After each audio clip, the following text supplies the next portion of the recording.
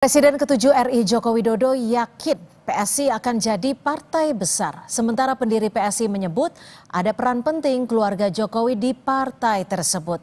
Apa yang bisa memuluskan langkah PSI menjadi partai besar? Kami akan membahas bersama Ali Muthohirin, juru bicara DPP PSI dan Direktur Eksekutif Carta Politika, Mas Yunarto Wijaya. Selamat petang Mas Ali, Mas Toto, terima kasih sudah bergabung bersama kami di Kompas Petang. Saya langsung ke Mas Ali. Mas Ali, ini Pak Jokowi sudah dipastikan ya jadi Dewan Pembina PSI?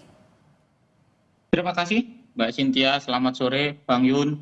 Jadi untuk kepastiannya masih belum, karena dalam Kongres, kebetulan saya juga SC dari awal memimpin sidang, belum ada keputusan bahwa Pak Jokowi resmi akan menjadi Dewan Pembina.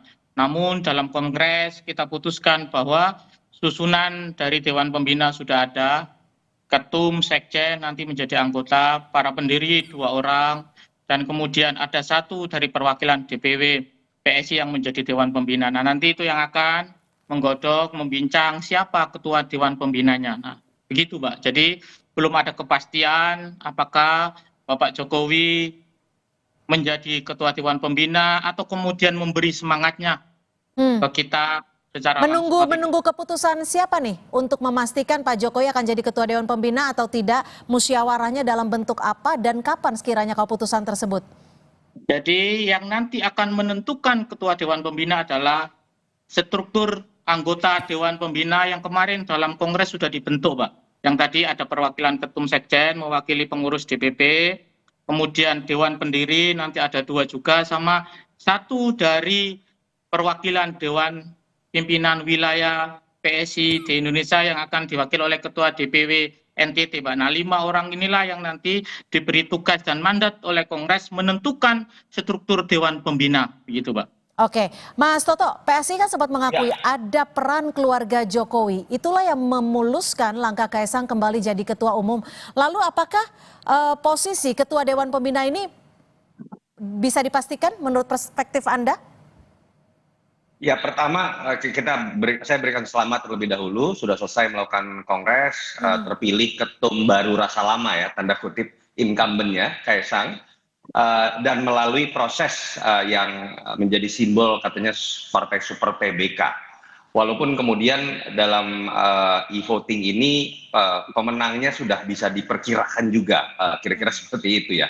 Nah, yang menarik memang ada sebuah hal yang menurut saya kontradiktif, Cynthia, dari statement yang ditegaskan oleh Pak Jokowi dalam pidatonya di hadapan kader PSI dengan statement yang keluar dari Ketua Dewan Pembina saat ini ya, Jeffrey Giovanni. Di satu sisi Pak Jokowi memberikan penekanan mengenai adanya porsi saham yang sama sebagai definisi dari super TBK. Dan juga di situ bahkan dikeluarkan kalimat bukan milik satu keluarga. Ya, betul. Sementara Mas Jeffrey Giovanni malah mengungkapkan menurut saya sebuah positioning yang jelas 180 derajat berbeda, dengan jelas mengatakan bahwa partai ini kalau nggak ada bukan hanya Jokowi, tapi bisa kemudian anaknya Jokowi atau mantunya Jokowi, dan kalau tidak dapatkan mereka, kita lebih baik tutup saja PSI karena akan jadi waktu ber-PSI terakhir di 2024 lalu. Ini yang menurut saya kan jadi pertanyaan. Ini yang membuat kemudian pemilu raya, penegasan sebagai partai super TBK itu seakan-akan mentah dengan sendirinya, malah menjadi sebuah bahan pergunjingan dari netizen. Ada yang mengatakan TBK ini jangan-jangan singkatan dari tempatnya Bapak Kaisang. Kita nggak bisa nyalahkan ya diskusi-diskusi seperti itu. Artinya ini kan akan masuk kepada positioningnya yang seperti apa sih PSI? Saya terus terang berteman sekali dengan teman-teman PSI pada saat awal-awal pendirian PSI. Saya diundang beberapa kali. Termasuk Mas Jeffrey ya? Iya, termasuk dengan Mas Jeffrey. Saya termasuk sangat dekat secara pribadi gitu ya, dan teman diskusi juga. Saat itu saya ingat sekali yang menjadi penekanan PSI adalah partai progresif, partai anak muda, partai yang berbicara mengenai pluralitas. Itu yang tercermin dari bunga mawar, lalu kemudian juga warna merah dan lain-lain. Belakangan kan jelas ada perubahan positioning. Ini menjadi partai yang mengusung Jokowisme. Nah, Oke, sekarang nah katanya lalu menjadi begini, partai seperti kita. pertanyaannya adalah bagaimana mewujudkan antara keinginan dari Partai Solidaritas Indonesia yang dulu seperti Mas Toto sampaikan adalah partai yang progresif, tapi saat ini Jokowi memiliki keyakinan berbeda. Tapi kita jawab usai jeda, tetap bersama kami di Kompas Petang. Anda masih bersama kami, saya mau tanya sedikit singkat saja Mas Toto. Artinya Anda ingin menyimpulkan bahwa PSI saat ini punya idealisme yang berbeda, kalau dulu progresif sekarang terbuka? Singkat saja. Saya bukan mengatakan terbuka ya, ada yang kontradiktif istilah saya, Cynthia. Oke. Kalau partai anak muda, dia seharusnya jauh dari yang namanya dinasti politik. Kalau dia partai yang progresif, harusnya dia tidak terikat hanya pada satu keluarga seperti penegasan. Oke, ditahan sampai di situ. Itu poin saya. Oke, ditahan sampai di situ. Gimana, Mas Ali? Tidak terikat sama satu keluarga, tapi ini kan isunya sudah kencang sekali nih. Pak Jokowi akan menjadi Ketua Dewan Pembina PSI. Mas Kaisang, Ketua Umumnya. Di Kongres ini kita sudah deklarasi sebagai partai super terbuka, tentu dengan masuknya dan terpilihnya kembali Mas Kaisang, ini kan meyakini bahwa Mas Kaisang ini menjadi sumber pengikat kita, sumber persatuan kita, sekaligus sumber semangat kita. Nah, soal Pak Jokowi bahwa kita menginginkan ada semangat dan kontribusi Pak Jokowi di Republik ini kita tularkan kepada kader-kader PSI, sehingga masuk tidaknya Mas Jeffrey setuju dengan itu?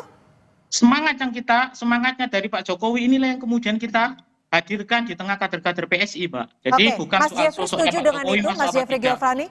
Setuju dengan itu?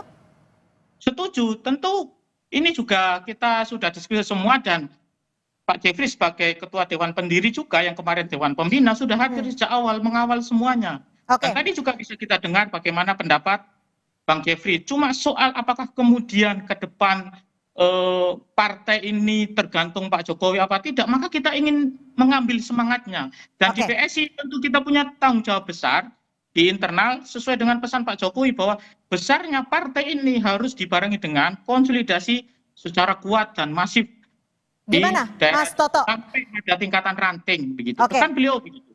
Ya, kami tangkap. Mas Toto, gimana perspektif Anda akan jadi apa PSI dengan Jokowi atau tanpa Jokowi? Iya, ketika memang deklarasi itu sudah muncul ya dengan istilah Jokowisme, saya harus katakan ini ekstrim ya, karena bahkan tidak pernah saya dengar ada Soekarnoisme, Soehartoisme, seberapa besarnya kekuatan politik seorang presiden di masa lalu.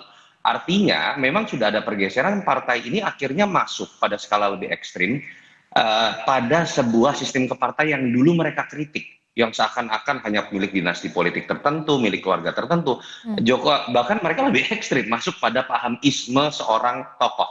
Dan itu kan terbukti dengan fakta-fakta empiris, bagaimana kontroversi seorang Kaisang, lalu kemudian tiba-tiba karena menjadi anak presiden, lalu menjadi seorang ketua umum, ketika baru 3 hari menjadi KTA, nggak pernah ada di partai lain. Lalu kemudian kalau kita lihat juga bagaimana terpilihnya kembali, lalu kemudian istilah yang diungkapkan langsung oleh Jeffrey Giovanni bahwa kalau nggak ada Pak Jokowi atau darahnya, itu kita tutup saja, kira-kira seperti itu.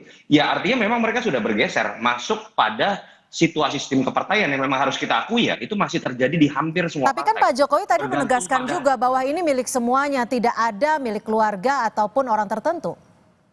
Saya tidak mengatakan Pak Jokowi, saya sedang mengatakan bukan statement Pak Jokowi. Makanya saya katakan kontradiktif, Cynthia. Bahwa apa yang keluar dari mulut Dewan Pembina saat ini, atau apa yang dilakukan oleh partai ini dengan memberikan privilege lebih kepada Jokowi dan keluarganya, ya itu kan artinya menunjukkan bahwa partai super terbuka ini masih sebatas jargon. Dan pertanyaannya kemudian adalah mana yang lebih efektif? Mungkin pada akhirnya PSI melihat, oh sepertinya bangsa ini masih feodal, pemilihnya masih lebih melihat sosok, bahwa kekuatan Jokowi masih besar. Apakah ini bisa dilihat sebagai strategi yang lebih realistis? Mungkin iya, tapi kan juga harus dilihat lebih mendalam. Pertanyaannya apakah betul Pak Jokowi seutuhnya masih menjadi magnet elektoral ketika yang berkuasa sudah bukan lagi beliau? Pertanyaan kedua, apakah Kaisang kemudian bisa dianggap menjadi simbol dari keberhasilan Jokowi? Kan terbukti orang pada akhirnya misalnya melihat Gibran tetap berbeda dengan Jokowi yang memiliki latar belakang dan pengalaman politik yang berbeda. Kalau saya melihat pencapaian elektoralnya mungkin masih akan gambling dengan pilihan seperti ini, tapi PSI sudah meruntuhkan identitas dan positioningnya yang awalnya itu sangat baik, sudah diletakkan sebagai partai progresif dan anak muda. Itu yang saya sayangkan. Mas Ali gimana? sudah meruntuhkan ideal Identitas yang dimiliki oleh PSI dari di awal awal mulanya sebagai partai yang progresif. Lalu bagaimana mewujudkan keyakinan bahwa PSI ini akan menjadi partai besar sejatinya tanpa meninggalkan keinginan atau agenda PSI di awal mula PSI berdiri? Pertama bahwa sejarah partai ini terus berkembang, bergulir, dan proses bagaimana kemudian perubahan logo Kongres hari ini tetap kita konsultasikan, kita minta nasihat kepada Dewan Pendiri yang ada, yang diketuai oleh Bang Jeffrey Giovanni. Jadi proses ini tidak kemudian mengurangi historis atau sejarah dari partai ini. Soal kemudian perkembangan perjalanan bahwa arah perjuangan harus berubah, iya. Strategi perjuangan harus berubah, iya. Dan hari ini kita mengetahui sendiri bahwa saya sejak awal sampaikan semangat perjuangan Pak Jokowi, semangat perjuangan dan pengabdian Pak Jokowi kepada masyarakat selama ini itu yang menjadi magnet kita, menyatukan visi misi kita dan sekaligus menyatukan semangat yang baru ini. Dan tentu pada diri Mas Kaisang yang kemudian di 2023 masuk dan menyiapkan waktu yang tidak panjang mampu meningkatkan persentase elektoral di PSI itu menjadi semangat baru, dan kami semua kader PSI se-Indonesia di Kongres pun kita tegaskan bahwa kita menginginkan dan memberi kesempatan Mas Kaisang satu periode lagi untuk mewujudkan cita-cita besar kita. Membesarkan partai ini, membesarkan pengabdian kita kepada masyarakat.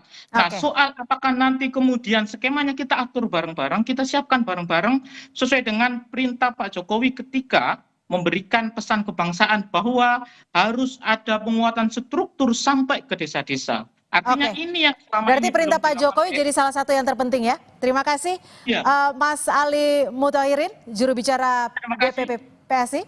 Dan terima kasih Mas Toto atas perspektifnya sore hari ini. Terima kasih Cynthia. Terima kasih. Bang Yunarto.